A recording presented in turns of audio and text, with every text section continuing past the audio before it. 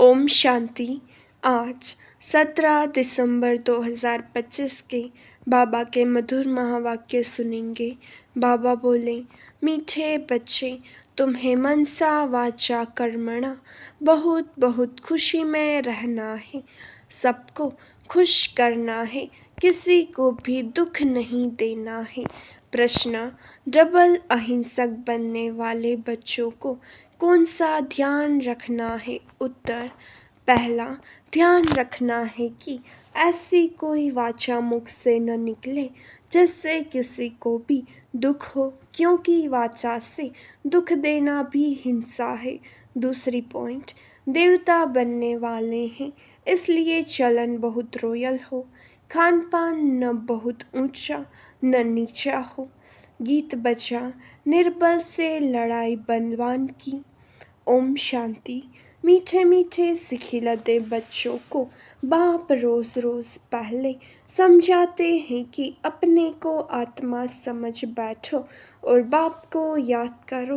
कहते हैं ना, अटेंशन प्लीज, तो बाप कहते हैं एक तो अटेंशन दो बाप की तरफ।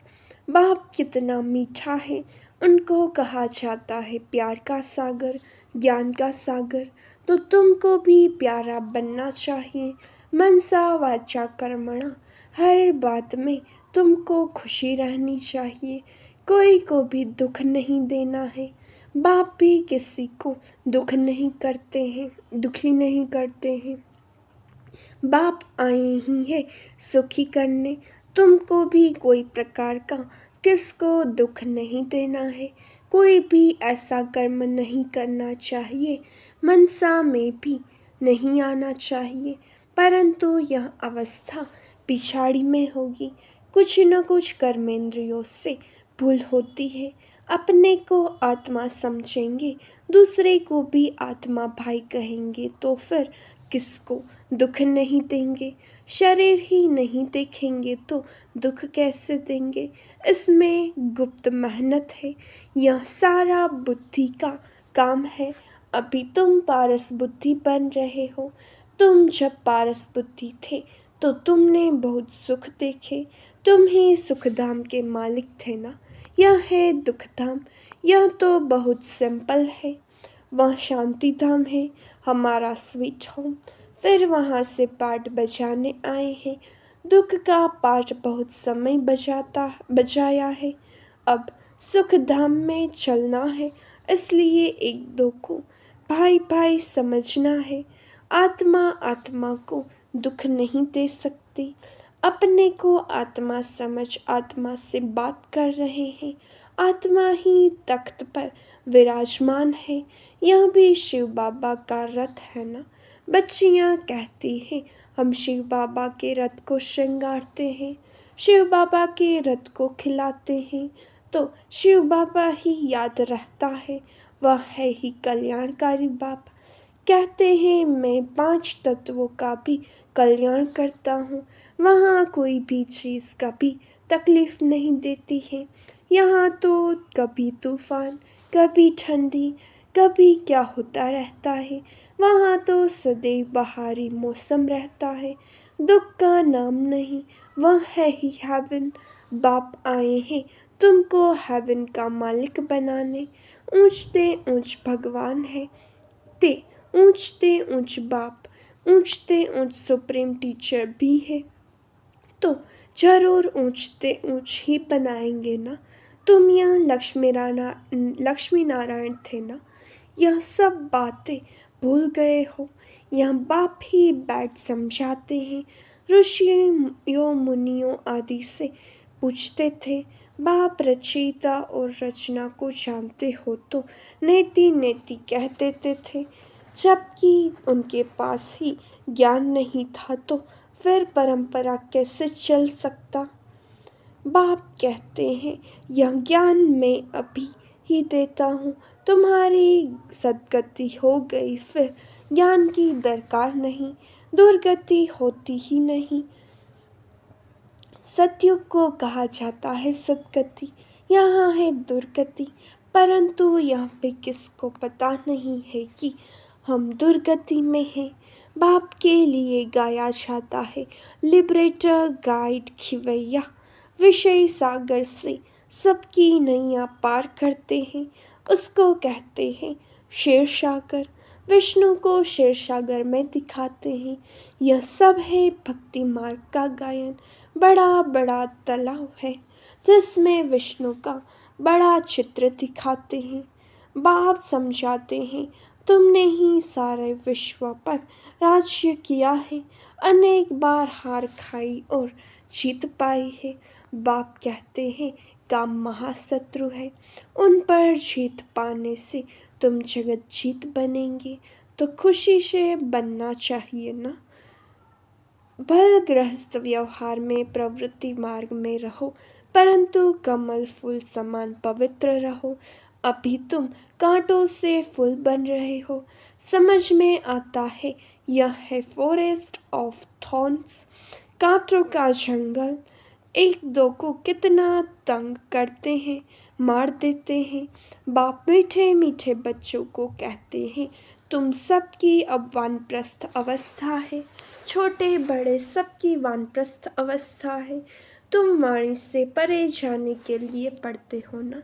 तुमको अभी सद्गुरु मिला है, वह तो वानप्रस्थ में तुमको ले ही जाएंगे। यह है यूनिवर्सिटी। भगवान उवाच है ना, मैं तुमको राजयोग सिखलाकर राजाओं का राजा बनाता हूँ। जो पूज्य राजाएं थे वहीं फिर पुजारी राजाएं बनते हैं। तो बाप कहते हैं बच्चे अच्छी रीति पुरुषार्थ करो, दैवी गुण धारण करो, फल खाओ पियो, श्रीनाथ द्वारे में जाओ, वहाँ घी के माल ढेर मिलते हैं। घी के कुएं ही बने हुए हैं, खाते फिर कौन है? पुजारी। श्रीनाथ और जगन्नाथ दोनों को काला बनाया है। जगन्नाथ के मंदिर में देवताओं के गंदे चित्र हैं। वहाँ चावल का हांडा बनाते हैं, वह पक जाने से 4 भाग हो जाते हैं। सिर्फ चावल का ही भोग लगता है, क्योंकि अभी साधारण है ना। इस तरफ गरीब और उस तरफ साहूकार। अभी तो देखो कितने गरीब हैं, खाने पीने को कुछ नहीं मिलता है। सतयुग में तो सब कुछ है। तो बाप आत्माओं को बैठ समझाते हैं शिव बाबा बहुत मीठा है, वह तो निराकार प्यार आत्मा को किया जाता है ना। आत्मा को ही बुलाया जाता है। शरीर तो जल गया, उनकी आत्मा को बुलाते हैं, ज्योति जगाते हैं। इससे सिद्ध है आत्मा को अंधियारा होता है। आत्मा है ही शरीर रहित, तो फिर अंधियारे आदि की बात कैसे हो सकती है? वहाँ यह बातें होती नहीं। यह सब है भक्ति मार्ग। बाप कितना अच्छी रीति समझाते हैं। ज्ञान बहुत मीठा है, इसमें आँखें खोलकर सुनना होता है। बाप तो देखेंगे ना। तुम जानते हो शिव बाबा यहाँ विराजमान है, तो आंखें खोलकर बैठना चाहिए ना। बेहद के बाप को देखना चाहिए ना। आगे बच्चियाँ बाबा को देखने से ही ध्यान में चली जाती थी। आपस में भी बैठे बैठे ध्यान में चले जाते थे। आंखें बंद और दौड़ती रहती थीं। कमाल तो थी ना। बाप समझाते रहते हैं, एक दो को देखते हो तो ऐसे समझो हम भाई आत्मा से बात करते हैं, भाई को समझाते हैं। तुम बेहद के बाप की राय नहीं मानेंगे।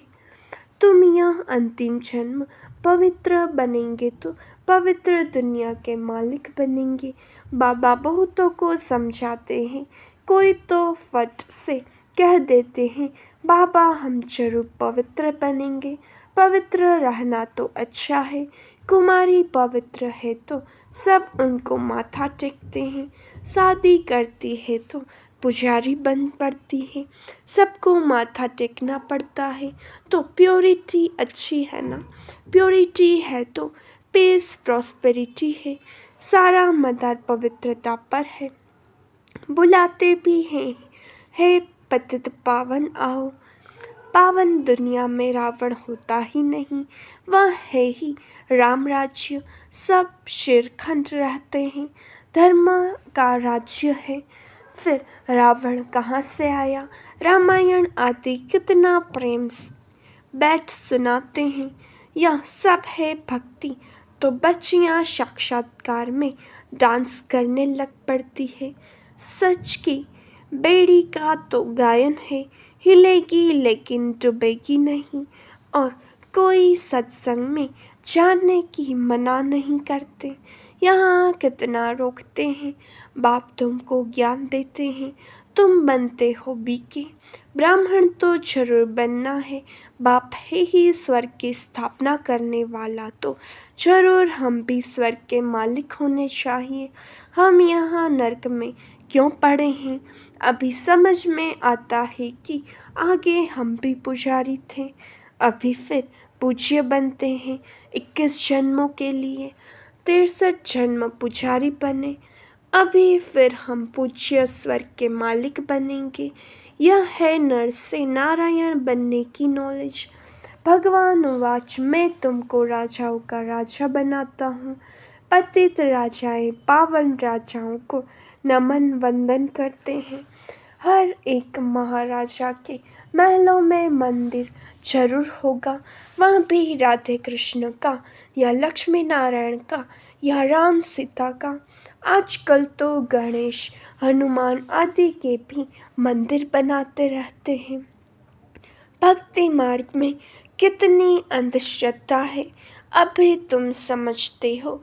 बरोबर हमने राजाई की, फिर वाम मार्ग में गिरते हैं। अब बाप समझाते हैं, तुम्हारा यह अंतिम जन्म है। मीठे मीठे बच्चे, पहले तुम स्वर्ग में थे, फिर उतरते उतरते पट आकर पड़े हो। तुम कहेंगे हम बहुत ऊंच थे, फिर बाप हमको ऊंच चढ़ाते हैं। हम हर 5000 वर्ष बाद पढ़ते ही आते हैं। इसको कहा जाता है वर्ल्ड की हिस्ट्री ज्योग्राफी रिपीट।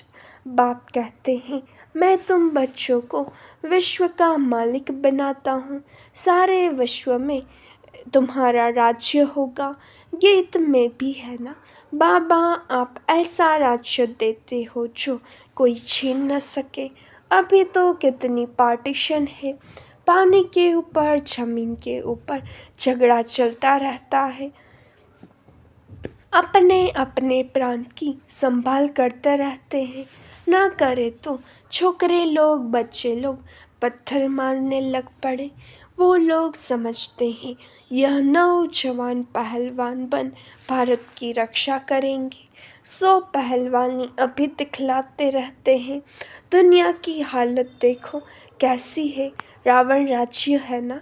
बाप कहते हैं यह है ही आसुरी संप्रदाय, तुम अभी देवी संप्रदाय बन रहे हो। देवताओं और असुरों की फिर लड़ाई कैसे होगी? तुम तो डबल अहिंसक बनते हो, वह है डबल अहिंसक। देवी देवताओं को डबल अहिंसक कहा जाता है। अहिंसा परमो देवी देवता धर्म कहा जाता है। बाबा ने समझाया, किसको वाचा से दुख देना ही हिंसा है। तुम देवता बनते हो तो हर बात में रॉयल्टी होनी चाहिए।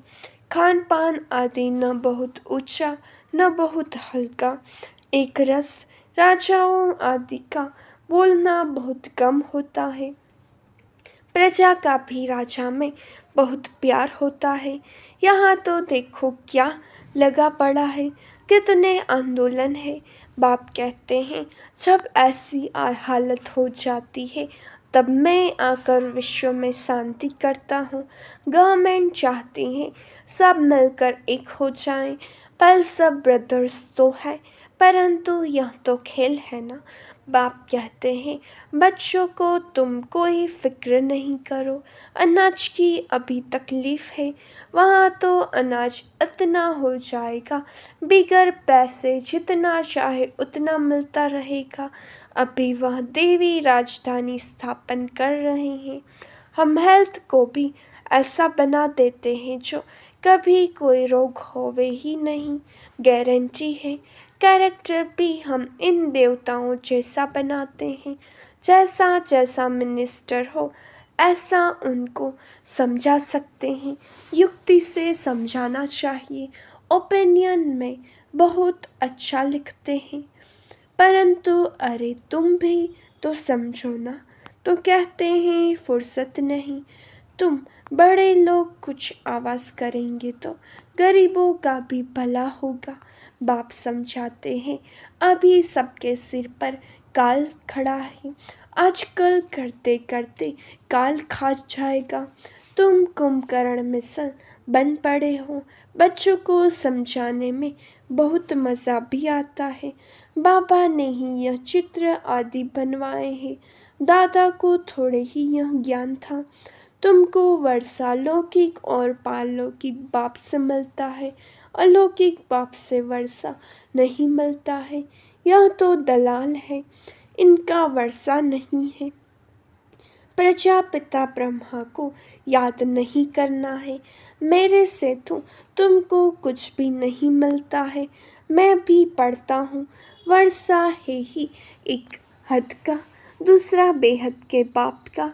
प्रजापिता ब्रह्मा क्या वर्षा देंगे? बाप कहते हैं माँ में कम याद करो, यह तो रथ है ना, रथ को तो याद नहीं करना है ना।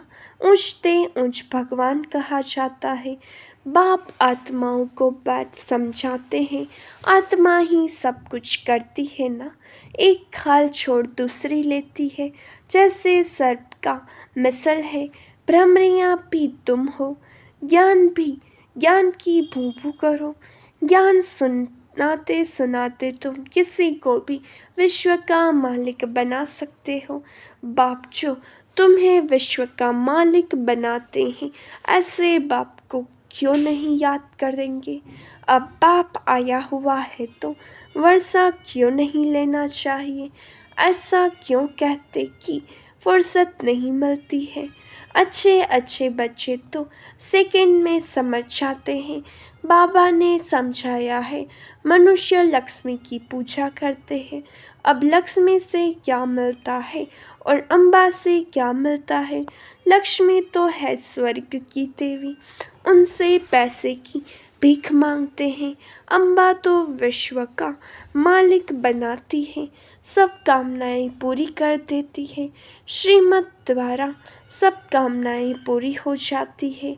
अच्छा, मीठे मीठे सिखिलते बच्चों प्रति माता पिता बाप दादा का याद प्यार और गुड मॉर्निंग।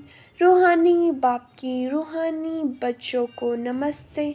हम रूहानी बच्चों की रूहानी बाप दादा को याद प्यार नमस्ते, गुड मॉर्निंग, ओम शांति। शुक्रिया बाबा, शुक्रिया। धारणा के लिए मुख्य सार। पहली पॉइंट, इन कर्मेंद्रियों से कोई भूल न हो, इसके लिए मैं आत्मा हूँ यह स्मृति पक्की करनी है। शरीर को नहीं देखना है, एक बाप की तरफ अटेंशन देना है।